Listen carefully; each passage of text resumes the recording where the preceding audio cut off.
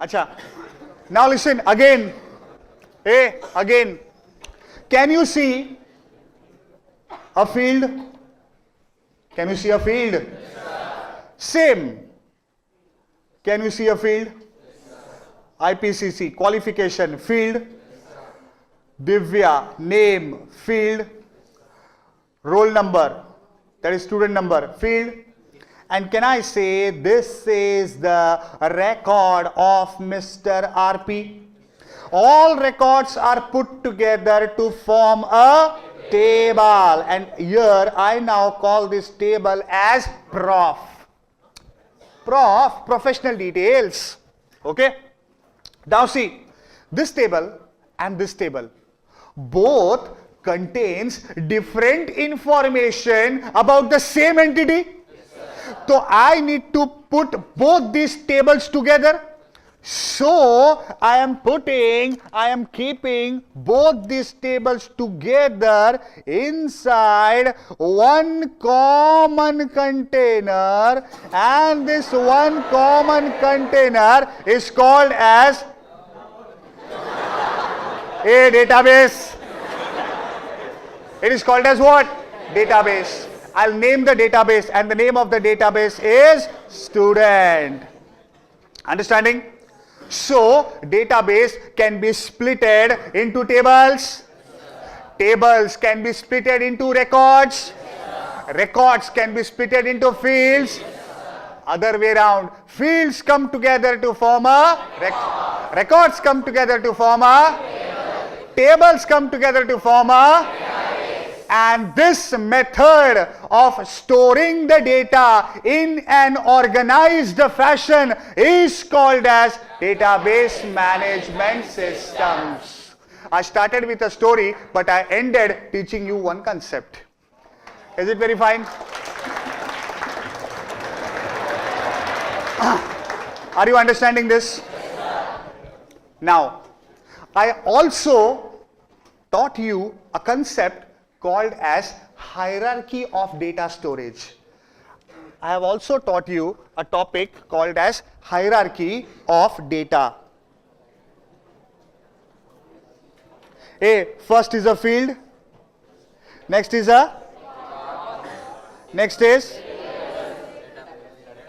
and the fourth is. Now everyone knows what is a field, what is a record, what is a table, what is a database. Understanding? Getting this? Okay. Now, the next thing that we are supposed to study, I'll keep the same thing as base. Okay? Next thing we are supposed to study is something called as key. Key. A key is nothing but a field which will help to describe some entity. A key is a field. Now you know now what is field. A key is a field which will help you to describe some entity. What are the different types of keys? Number one is called as candidate key. First one is called as candidate key. Now what exactly is a candidate key? A candidate key is a field or collection of fields which will help to describe an entity. I repeat, candidate key is a field, one field or collection of fields which will help to describe an entity. I say Satya. Satya is this boy, it is this record. With the help of only just one name, Satya, I am able to describe the entity. Now someone is saying Divya, then I am saying, oh Divya. That girl who is in KG, which girl are you talking about? That who is in A division, there are many Divyas in A division. Then whose age is 5. That small girl you are talking about? Yes. Now, for describing this entity, I need help of n number of fields. That is also called as candidate key. So candidate key is a key or is a field or collection of field using which I can describe a entity. Understanding? Next one is called as primary key. Primary key is that one single field using which I will be able to describe an entity in a unique manner. I'll explain what is this. I'll be able to describe an entity in a unique manner. Unique manner means one field and that value is never repeated. One field whose value is never null. Null means nothing. Like for example, see over here, Ram Prakash, is he having the division? No division. This is null value. So division cannot be that field because it is having null value. Check out age. If you see this age very carefully, after 100 records, don't you think this age will be repeated? So it cannot be a primary, it cannot be a primary key. Primary key requires to follow two constraints. Number one, the value should not be repeated. Number two, it cannot be null. Standard, you can see it is repeated.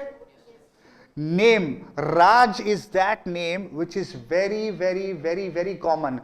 Divya is that name which is very common. Abhirami is new, I am hearing. Janani also I have heard. Satya is also, it is less but it is heard. So that also cannot be it. What's the only field remaining? Student number. 1 means Satya, 3 means Ram Prakash, 5 means Raj, and it is not vacant, it is not null for any record. Am I right or wrong? So this particular field becomes primary key. So what's a primary key? Primary key is that field which will describe a specific entity uniquely. Understanding? After primary key, the next one is called as secondary key. After primary key, the next one is called as secondary key. Any candidate key which is not a primary key is a secondary key. Any candidate key which is not a primary key is a secondary key. If I am tossing a coin, if it is not head, obviously it has to be a tail. If it is not a boy, it has to be a girl. I am talking general. Am I right or wrong? It is in the same way. If a particular field is not a primary key, it is a secondary key. And last one is called as alternate key. An alternate key, listen very carefully.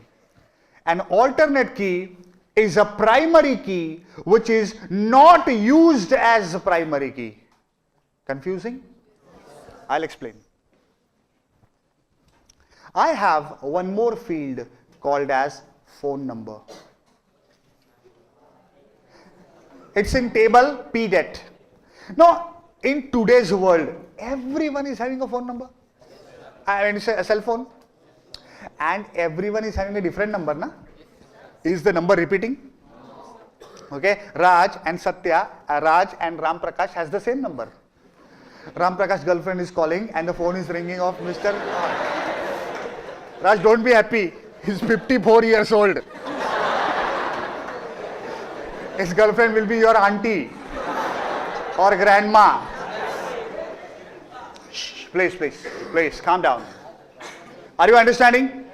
Don't you think this particular phone number has got all the qualifications to be a primary key? It is not null. It is also not repeated. So phone number is a primary key. But even though this phone number is a primary key, is it now in this case used as primary key? No. Who is the primary key now? Student number. That's why phone number becomes a alternate key, which is a primary key, but it is not used as primary key. So when I talk about keys, number one is primary. Then, one is candidate key. Primary key, secondary key, and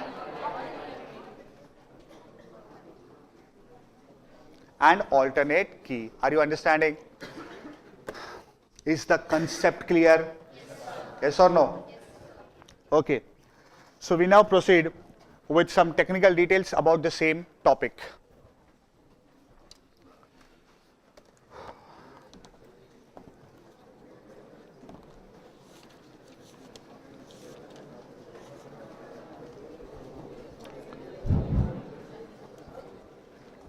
Okay, so what is database management system? I said database management system is a system where we will be storing the data in an organized fashion. Am I right? It can be also elaborated and it can be said in technical terms. The database management system is knowing, acquiring, organizing of data. We should first know the data which is to be recorded. Whatever we want to record, we should acquire it. And after acquiring it, before storing, it has to be properly organized. The same thing I demonstrated in this classroom. Okay, if you can see over there, I know what I want. I want name, I want standard, I want division, I want age. I know what I want. Then I asked Satya, yes, tell me what's your name, tell me what's your standard, tell me what is your standard division. I am acquiring it. And I did not wrote it on different lines. I organized it properly. I organized it in the terms of rows and columns. Are you understanding? And that is nothing but something called as database management systems. It's all about quality assurance. Quality assurance means assuring that you get quality each time, every time. So database management systems will give me information which is a quality information. Nothing wrong in that. Plus, it will give me the data quick and fast, because if I want to search the data of one Mr. Satya, I'll not go checking each and every page. I'll just type the text which is required to be searched. Satya. I'll get 140 Satyas. Then I'll say Chennai. I'll get 12 Satyas. Now I can check 12 records. Na? So the time which is spent or the time which is saved, I can say, is much more. That's why we call it as quality assurance. And it is actually a software tool for organizing the data in an organized fashion. That is nothing but database management systems. Then, what are the various advantages of database management systems? Number one is minimizing the data redundancy. Data redundancy refers to repetition of the data. Suppose I am asking him, hey, what's your name, number, roll number? I'll type it. Suppose after say some few months, I am asking again, Satya, what's your name? What's your roll number? He'll tell me. But the system will give me an error. Hey, this roll number already exists. That means this data already is existing in my table, in my database. So don't you think repetition of data can be avoided? And that's nothing but minimizing the data redundancy. It also permits data sharing. Now, what is data sharing? I'll tell you. Suppose I have a record of 100 students. This is a record of 100 students. Raj is asking me for this data. I am giving this data. But when I pass on this file, do I have that file? No. If I need the data at the same point of time, can I get it? Can I get it? No. That means, can we share the data? No. But if I was having the data in this format which is seen on your screen right now, I can create an image of this and I can pass. That means he is seeing the data on his computer. I am seeing the same data on my computer. Don't you think we are sharing the data? Yes. It shows that with the help of database management system, you can share the data. Next is integrity can be maintained. Now, what is integrity? I'll tell you. Look at this particular page. Look at this particular page. Okay, this is the copy with me. Same image is with Raj. Now, Raj is updating this table. There are more number of records. Like for example, there is a scope for upgrading Divya's record. Divya was still in 12th standard. Now she is a graduate. That has been updated over here. A change made by Raj can be seen or can be reflected in my copy. That means these files are linked with each other. A change made in one source can be seen at other source or can be seen at other resources, I can say. This is called as data integrity. Suppose I had given him a Xerox of a hard copy. If he make changes in that hard copy, can that same changes occur in my original copy? That's the disadvantage of using traditional method of storing data or the hard copy. But in soft copy, any changes made at any point, at any source, it will be incorporating those changes inside all the resources. And that's the advantage I get. See, when I have database of students, when I have database of my employees, okay, their salary changes, na? I mean to say their basic changes. But that basic change has got an impact on entire salary calculation, na? So that change has to be incorporated over here. Should I do it manually? No. But if I have a database management systems, that change will be incorporated automatically, and that's the advantage that you get. And that is the advantage that you get. Then next one is that is called as integrity can be maintained. Next is called as file consistency. File consistency is maintaining the file very properly. Okay. Updated information you should receive every point of time. See, what people do is they don't care to update their manual systems. So we don't have updated information. But with the help of a computerized system and because of data integrity, file consistency can be maintained. Everyone in the organization will be able to see the same data that I am seeing. That is called as file consistency. To be consistent, to give the same performance, or to be seen same everywhere. That is called as consistency. Next advantage is it should be user friendly. It should be user friendly. User friendly means I am talking about you should be able to handle this particular system efficiently. If this was a very complex system, then people won't use it. People won't use it. But a database management system is a simple software to handle. That's called as user friendly.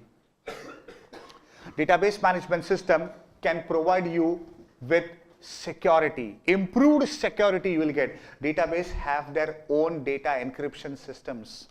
They have their own passwords.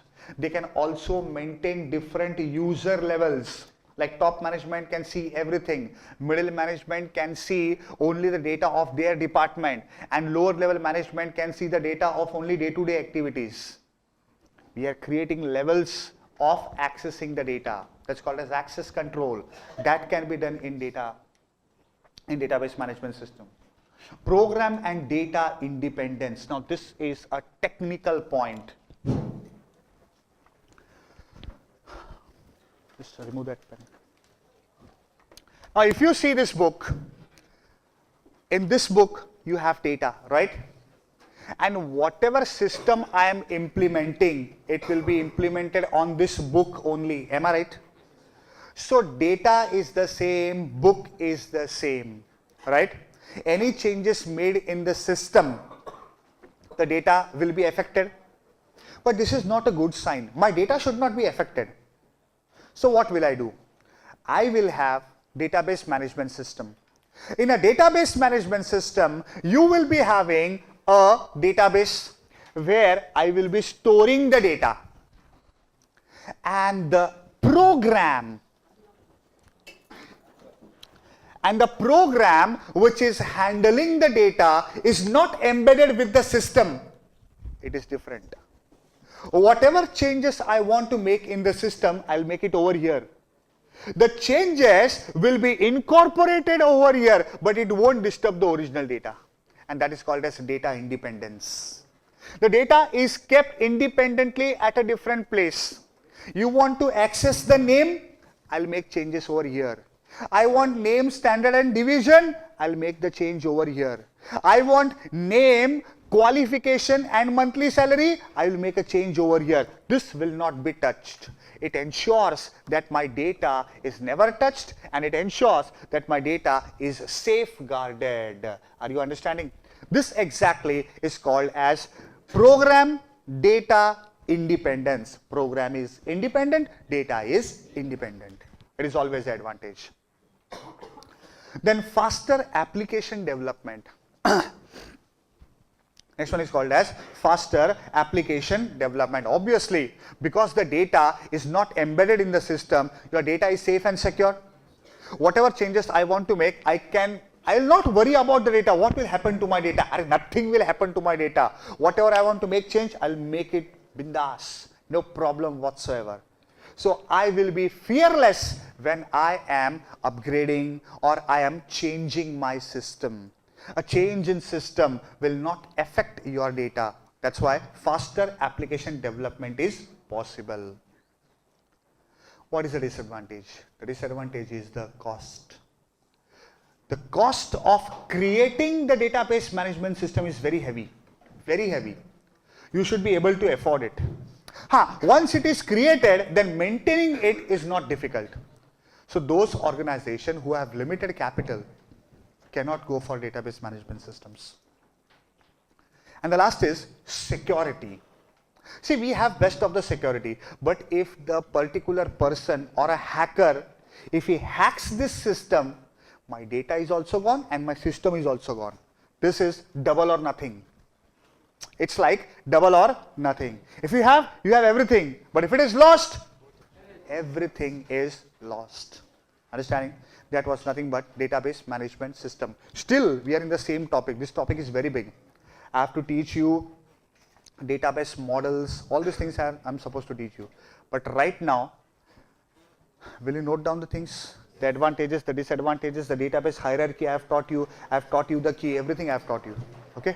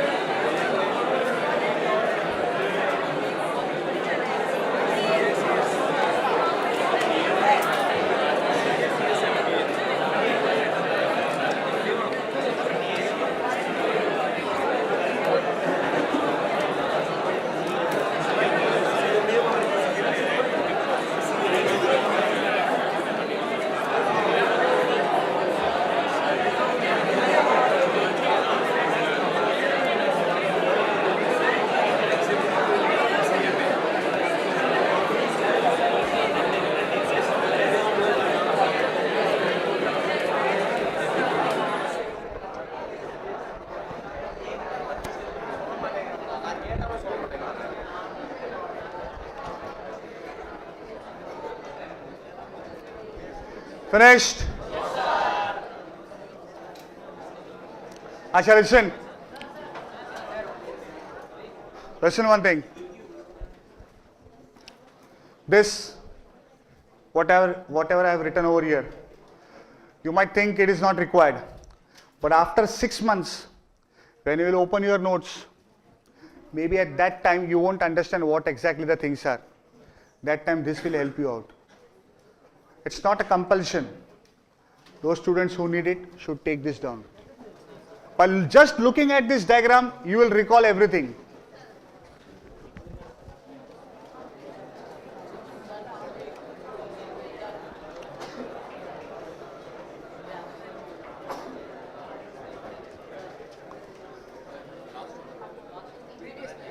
Copy.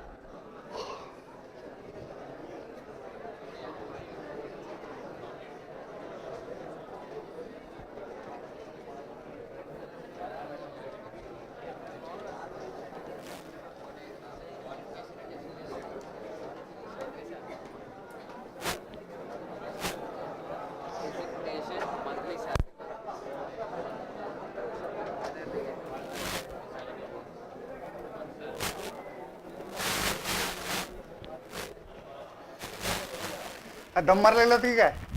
दम मारायला गेला होता? काय नाही रे, असंच. आई गा, एक जोरदार टॉपिक शिकवला, थकलोच या आईला.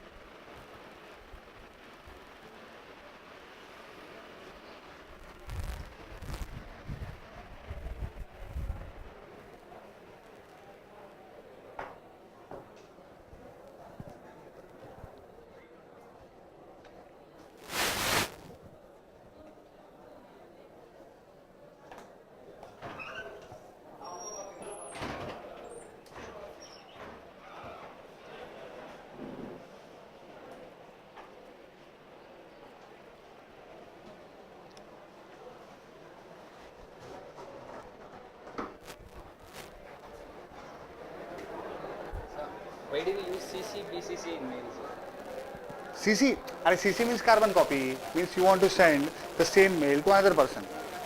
And BCC is blank carbon copy. That means if you write the names in blank carbon copy, that recipient won't come to know who are the other recipients. It's blank carbon copy. And what encryptions are there? I'll be teaching in chapter 3. In detail I'll teach. With example, nice story I'll tell. We are continuing the same topic. We are still on database management systems. And the next subtopic I would say, which I'm starting, is called as database models. What are the various database models? That means how exactly the data will be stored, how we can set the relationship between different data. That is called as database models. The first type of database model is called as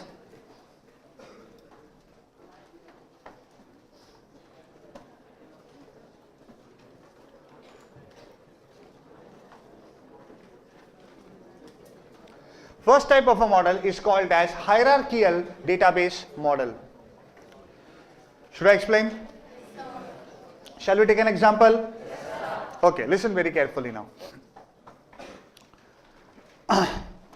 In a hierarchical database model, every entry is called as a node. Acha, now node is used in networking also. There, node is a microcomputer, a personal computer. But when I am talking about a node in database management system, it's a entry, it's a record, right? It's a record.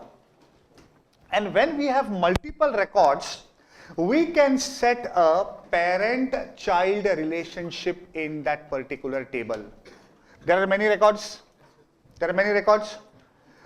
One record could be a parent record of a record, and a record could be a child record of a record. Now you might be confused. What is this parent? What is this child? I'll tell you. Let's take into consideration. Satya, you go to college, right? Yeah. Which college you go? Vivekananda College. I think this is the college which falls on the route from Nungambakam to Mandevli, right? Yes. Yes. Vivekananda College. Details about this college is a record. Now listen very carefully. This particular college is having many standards like FY BCom, SY BCom, TY BCom.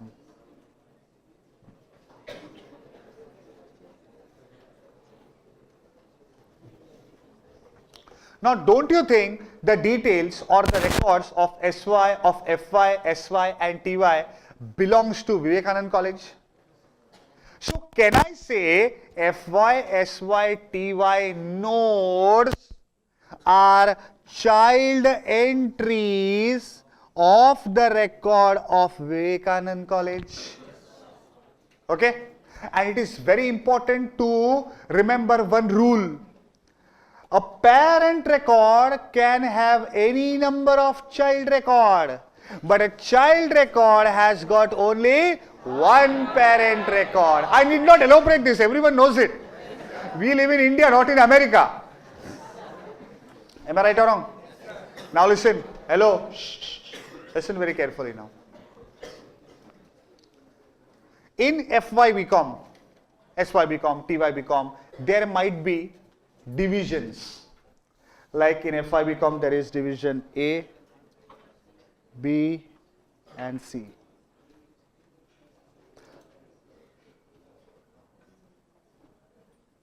In SY BCom, there might be division A and division B.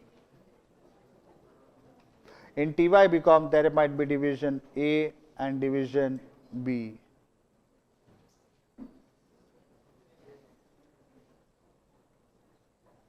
Understanding this? Are you getting this? Same thing is happening. I am just elaborating what I did. I want to elaborate further more.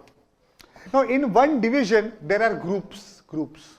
Like 1 roll number to 20 number, group A, group B, group C, group D, group E. So let's say in division B, there is a group, will names this group, say 1A, or okay, we will take this for A, 1A, then 1B and 1C. I made a mistake. I wanted to do A1, A2, A3. Whatever, chalo, theek hai. You have understood na? There are different groups with different node names. Okay? And in group 1A, there is a student called Satya.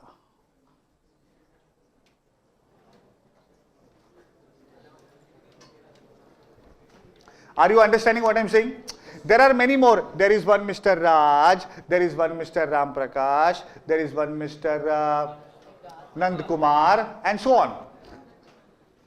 Okay, but I want to show, chalo, I'll show one more, Raj. He is also in 1A.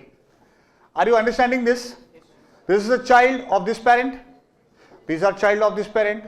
These are child of this parent, child of this parent, this parent. So when we are creating a structure where you can have different nodes at different hierarchical levels, such a type of a model is called as hierarchical database model.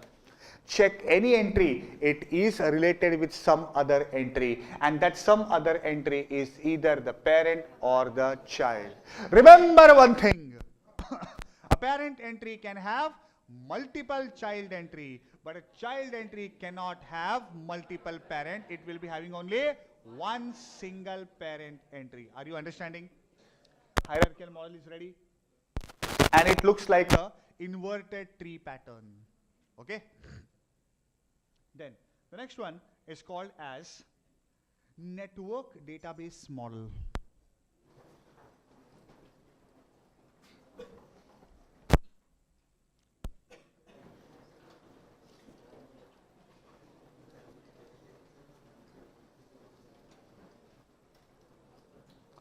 Network database model.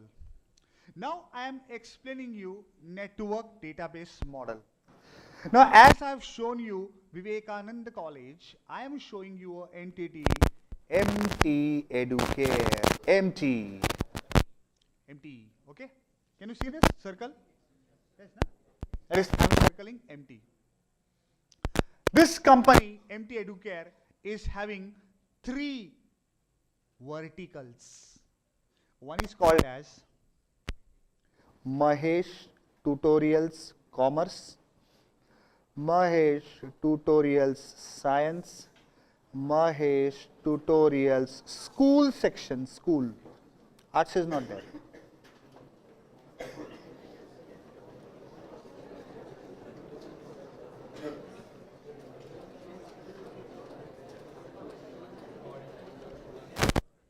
Are you understanding this?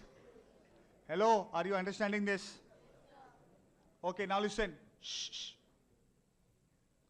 Under MTC, there are various zones. Let's keep aside MTS and MT school. There are various zones. Like base is in Mumbai. There is one in Pune, one in Chennai.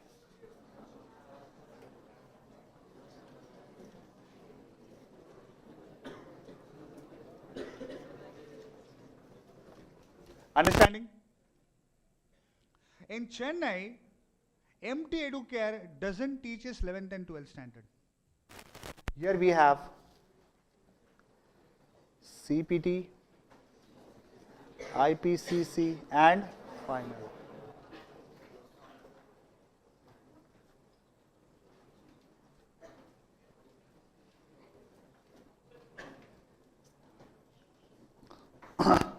Getting it or not? Now listen, in the IPCC batch of Chennai, there are some students.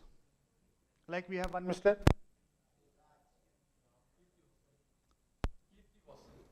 Kirti Vasan, KV. Okay. Then we have there one Miss She's famous. Then there is one Miss Nandakumar.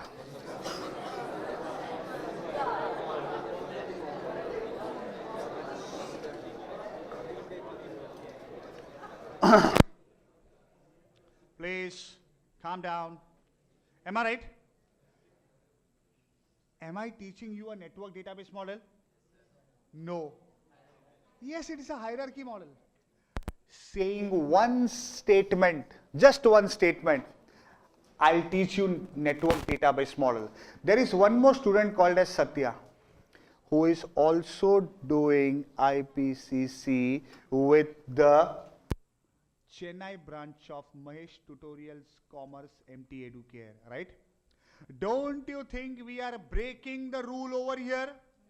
Now this particular child entry is having multiple parent entry, and MT Educare does its advertisement in the same way, your academic parents. It is doing ad in Mumbai. They say your academic parents. MT Educare is your academic parent. So we are breaking the rule over here. So when this particular parent-child relationship, that rule is broken, it becomes a network database model. Now the same, now have you understood the model? A child, okay, having multiple parent entry. Now see what I'm doing. MTC is there in Chennai, it is there in Mumbai. Array, MTS is also there in Mumbai. Mahesh Tutorials School is there in Mumbai. Mahesh Tutorials School is also there in Pune. IPCC is also there in Pune. CPT is there in Mumbai. IPCC is also there in Mumbai. Don't see the, it's off. It's on.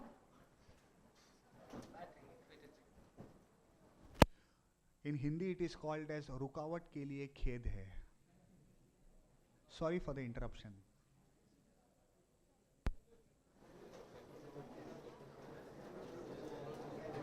Hello, hello, hello.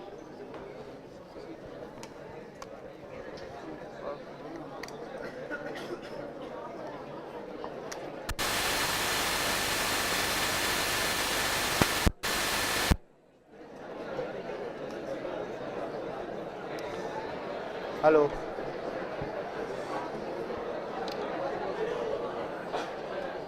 Acha, listen. Listen very carefully now. I was talking about now this particular diagram. Now, if you look at this diagram, it looks a very complex diagram. But there is nothing complex in this diagram. It is existence of an event at n number of places. Okay, and then this becomes what? A network database model. In a network database model, there are nodes. Nodes are entries. Entries are records. There exists a relationship between those records. That is a parent-child record. But the rule is not followed over here. Why not to follow? This is the reason. And such type of thing becomes what? A network database model. Understanding? We are now moving to the third one. That is called as relational database model.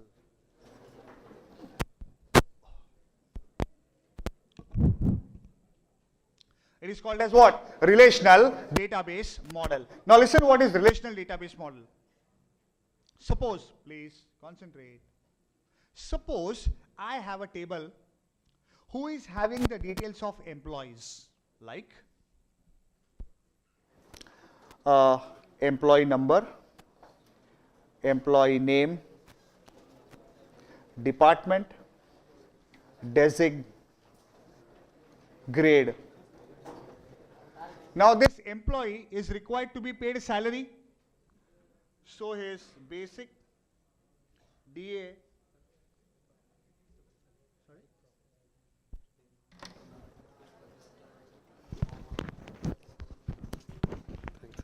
so his basic, DA, HRA, conveyance, gross salary, tax, net salary, he must have taken some loan, take home salary, and so on.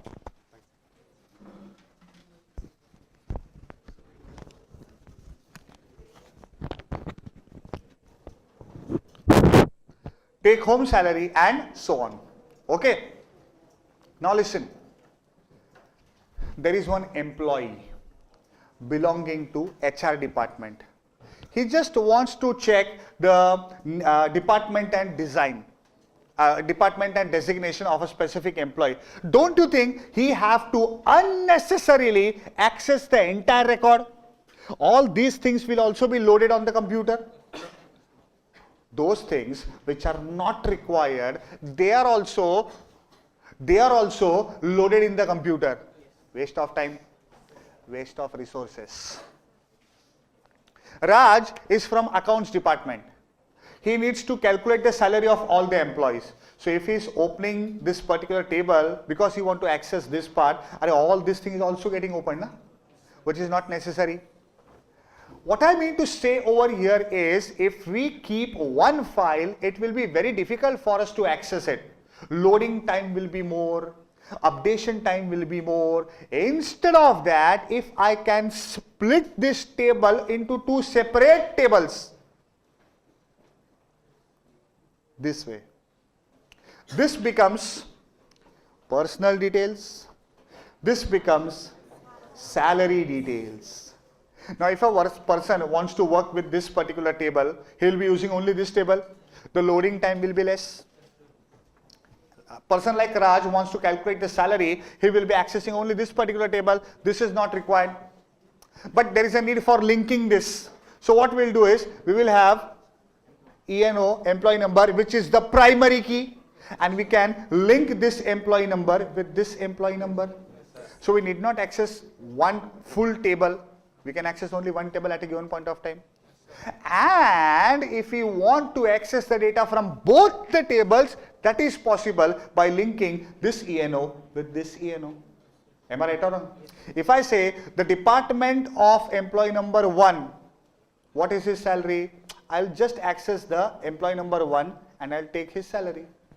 So I'll be able to get it.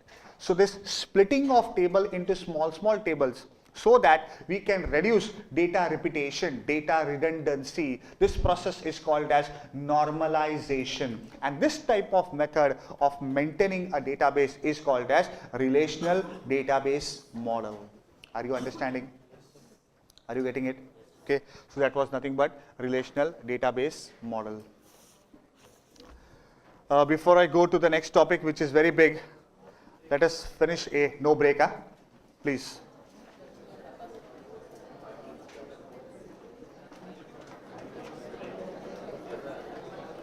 Okay, I'll give you a break at 12:30. Not now.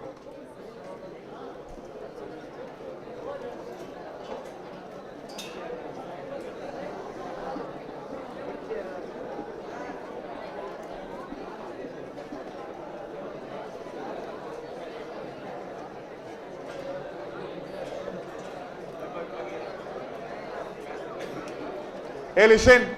First, you will be noting this part, and then you have to draw. Okay? Now drawing this is compulsory. It's not optional this time. You have to draw it. Otherwise you won't understand.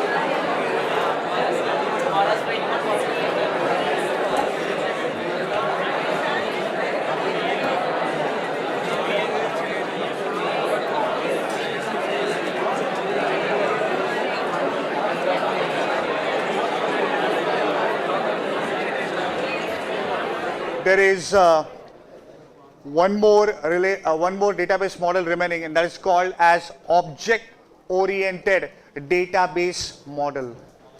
The first things first is let's try to understand what is object-oriented programming systems. OOPS. It is also called as OOPS. Object-oriented programming systems. Should I start? Yes or no? Listen very carefully. It is a bit difficult concept.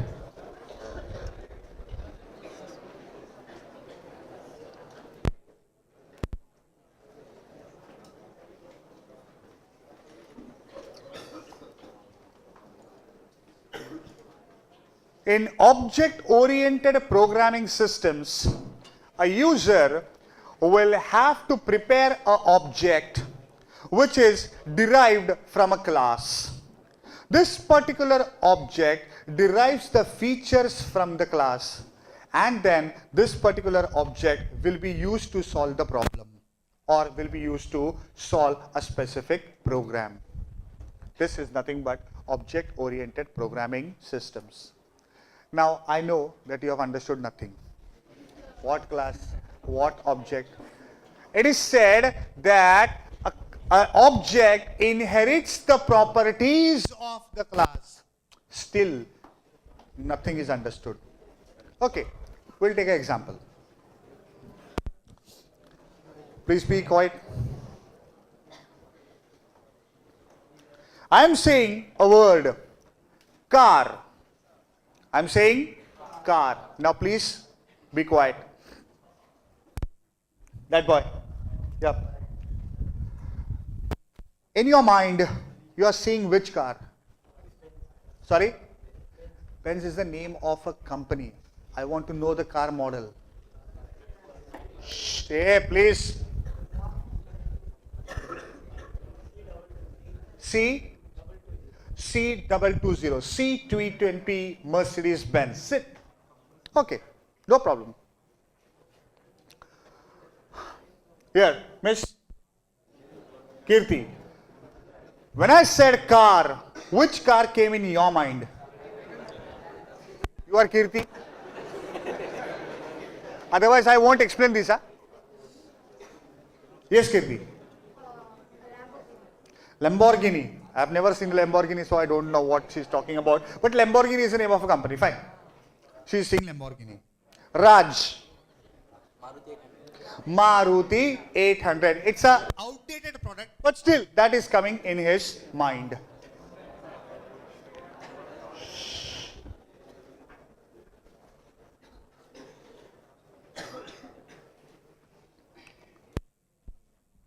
There. Yes, you only. What's your name? Which car came in your mind? Honda Civic, IV Tech. What's your name? Manideep. Which car came in your mind? Mitsubishi Pajero. It's a SUV. Okay, now listen.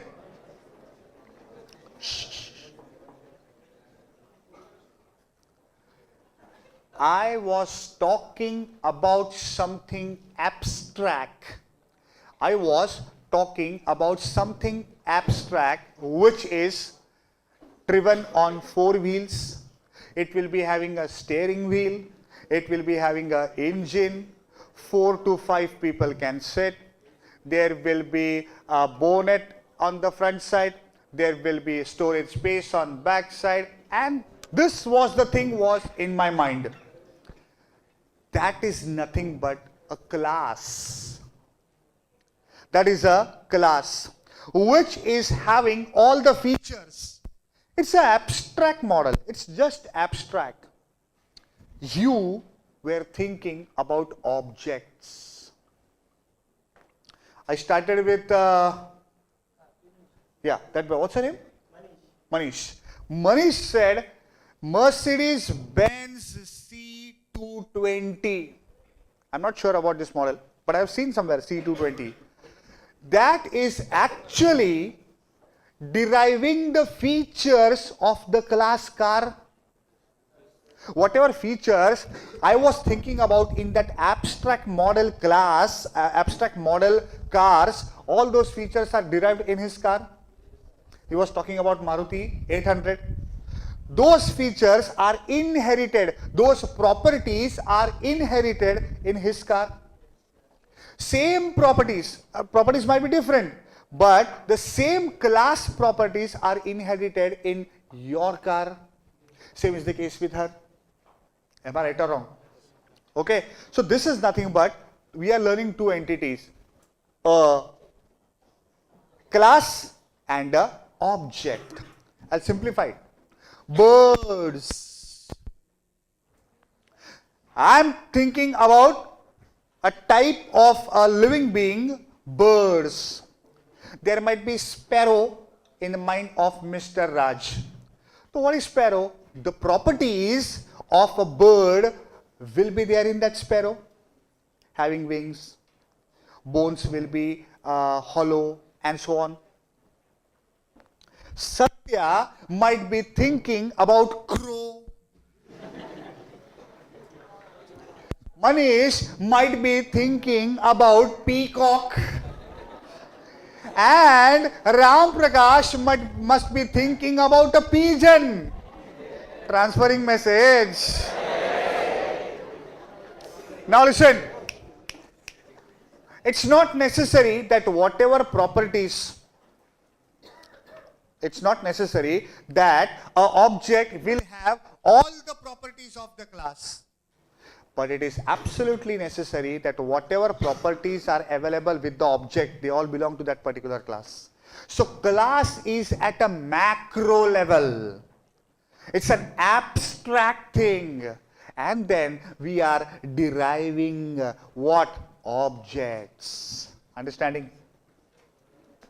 Ram Prakash is an object of class males.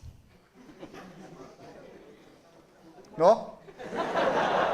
Or yes? Of course yes. Understanding? Getting it or not? So now are you understanding the concept of class and objects? But still, the concept is not clear. What is those things doing with this? Now, check a class called as integrated systems or integrated circuits. Okay, that is what? A class. And we are deriving an object from that integrated circuits, a calculator. We are deriving what? Calculator. Now calculator also has integrated circuits. So obviously it is derived from a class called as integrated circuits. For the time being, keep this aside. What is the square root of 11,348? He can't tell me. He will not be able to tell me. What is the square root generally of 15,000? It's very difficult. It is very difficult. Use a book and tell me what is the square root. Square root. It's difficult. There is a procedure which I also don't know, frankly speaking. There is some procedure. But do you think that if I don't know the procedure of finding out the square root, I will never ever be able to find out the square root? No. What I'll do is, I'll use a calculator.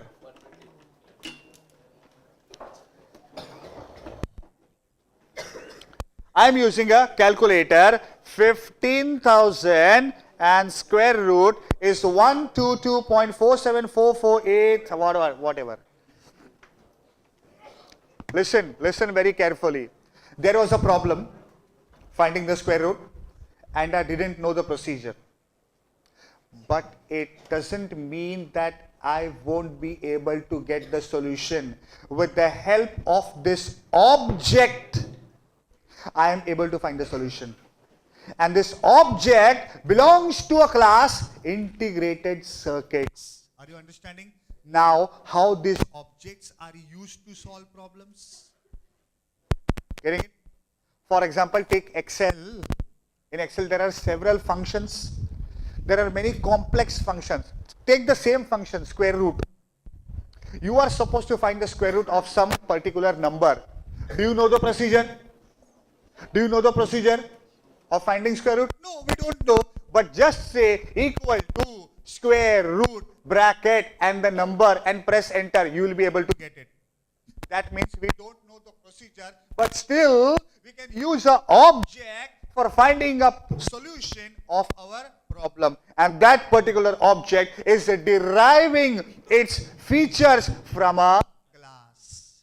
This is nothing but implementation of object-oriented programming systems. Many programmers don't know the exact process of getting the output or of getting a solution.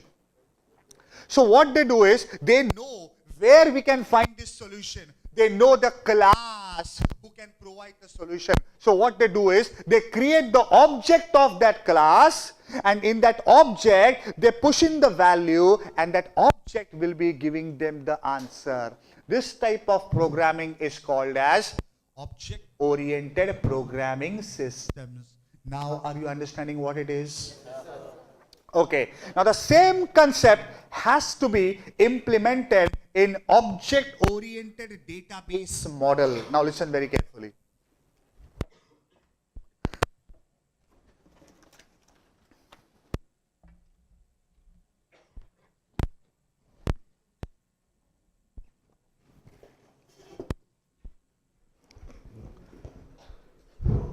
Now we have a new type of database model, and that is called as object-oriented database model.